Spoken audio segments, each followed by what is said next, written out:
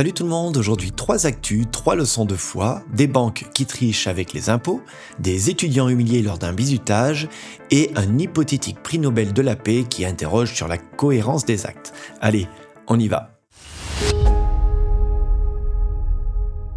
Numéro 1, les banques et la fraude fiscale. On a appris que plusieurs grandes banques auraient organisé des montages financiers pour payer beaucoup moins d'impôts. Derrière les chiffres, il y a une question morale.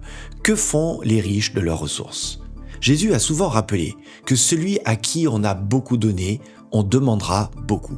Et Jacques nous avertit, les richesses amassées injustement crieront contre vous. La Bible appelle à la responsabilité et au partage, car l'argent n'est pas un droit, mais un moyen de bénir. Numéro 2, Toulouse, un bizutage violent.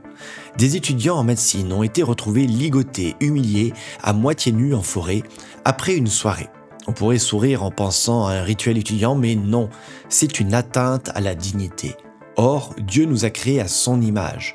Humilier quelqu'un, c'est défigurer cette image. Jésus, au contraire, a lavé les pieds de ses disciples. Il a choisi l'humilité. Numéro 3, le prix Nobel de la paix.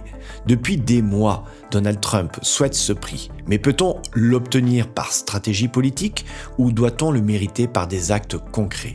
La question va plus loin que lui. Nos vies sont-elles cohérentes ? Dans Matthieu 7, Jésus dit « C'est à leurs fruits que vous les reconnaîtrez ». La foi n'est pas un discours, mais une vie transformée. Alors voilà 3 actus, 3 leçons, la responsabilité des riches, le refus de l'humiliation et l'appel à la cohérence entre nos paroles et nos actes. Que ces nouvelles nous poussent à vivre une foi authentique, juste et humble. On se dit à la semaine prochaine pour notre rendez-vous Actu et Foi. D'ici là, prenez bien soin de vous et gardez les yeux fixés sur Jésus.